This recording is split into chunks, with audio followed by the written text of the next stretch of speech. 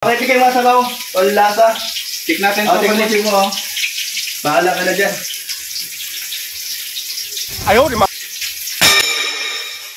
Uy! Mainit ka na! Ba't mainit yun?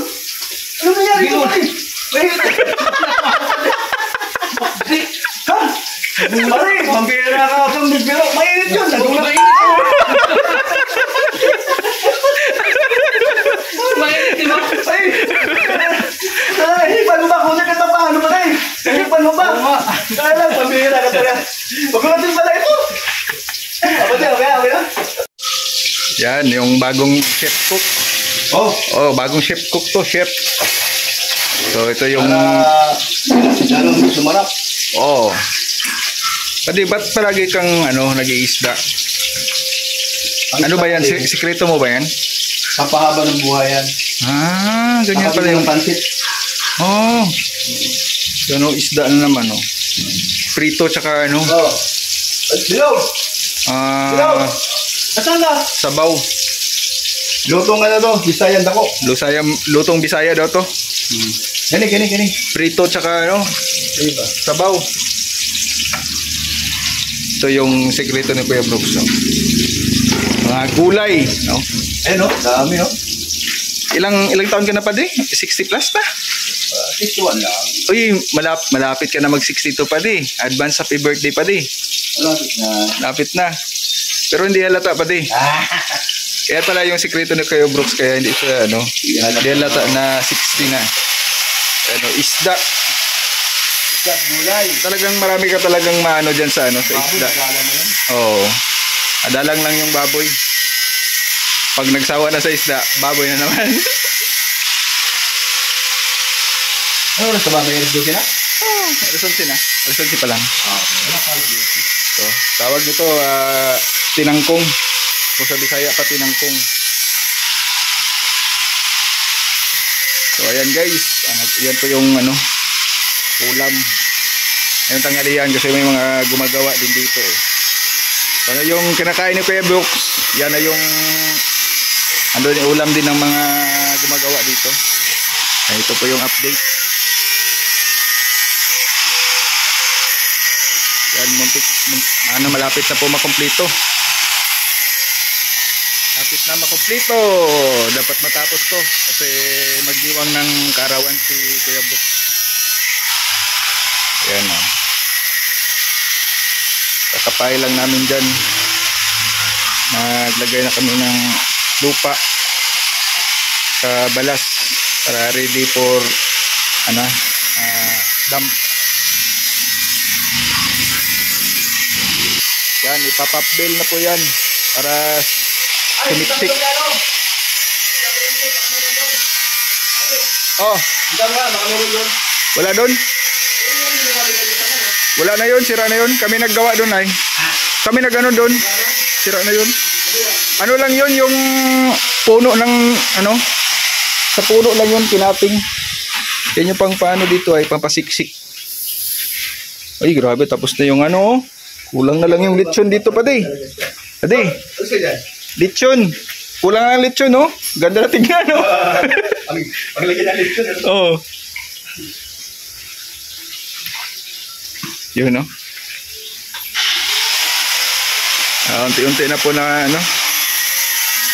nabubuo. Yung, siyempre, pangarap ko ni Kuya Brooks na matapos din dito. Yan, salamat kay Ate Bing. Grabe yung regalo ni Ate Bing kay Kuya Brooks. Oh. Yan. Siyempre, tinakpan na din dito. Yan, dating yan dyan ay yung hulugan ng galing sa lababo.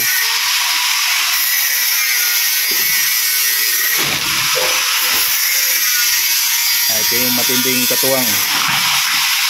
Matibay to, matibay. Kaya pa?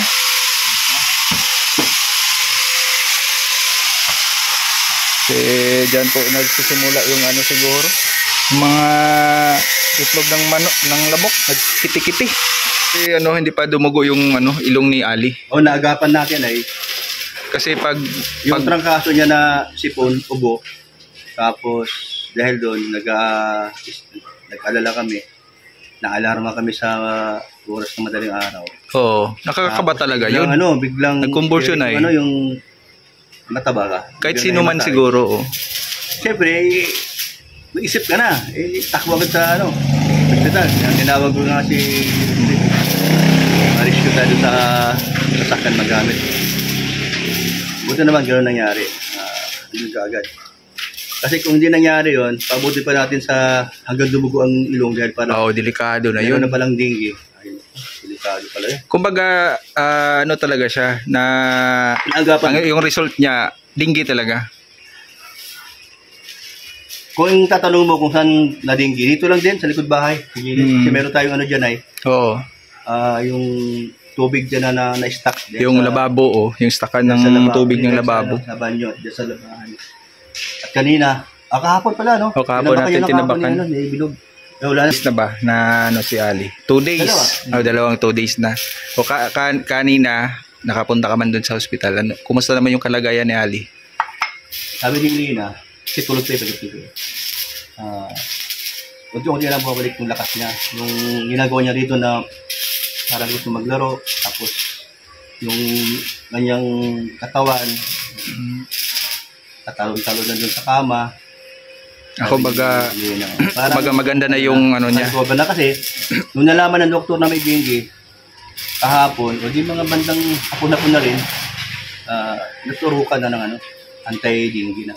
Kasi mas delikado kasi pag natagalan yun, ano? Tapos, hindi na maagapan. So, after nung naturukan ng anti-dengue, hindi na tumataas yung yung numero doon sa kanyang buti naman at nasugod talaga. Ano lang 36.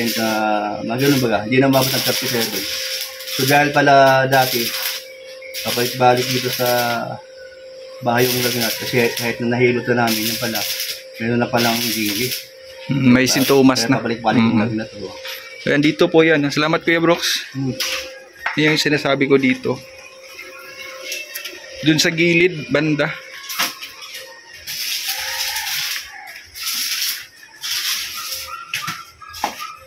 Yan, dito yan. Oh. Yan, tinabakan na namin. Para mawala na yung mga ano dyan. Mga kiti-kiti. Stagnant water kasi yan dyan. Po mga kalingap, no? Medyo okay na po si Ali. Naagapan ka agad na injeksyonan ka agad ng anti-dengue. Kasi dapat kasi pag may mga lagnat o ano pa dyan, dapat i-check up talaga ito lalo pag mga bata pa. Para maagapan ka agad, hindi natin alam kung ano yung ay sitwasyon. Para mas madali ay dapat natin i-check up ka agad. Kaysa baliwalain, huwag natin baliwalain po ganyan na sintomas. So sa panahon ngayon dito ay maulan doon sa Camarines Norte, yan mga ano natin dyan, kahit saan tayo, kahit saan mga viewers natin sa isang lugar, mag-ingat po tayo palagi. And hanggang dito lang po mga kalingap.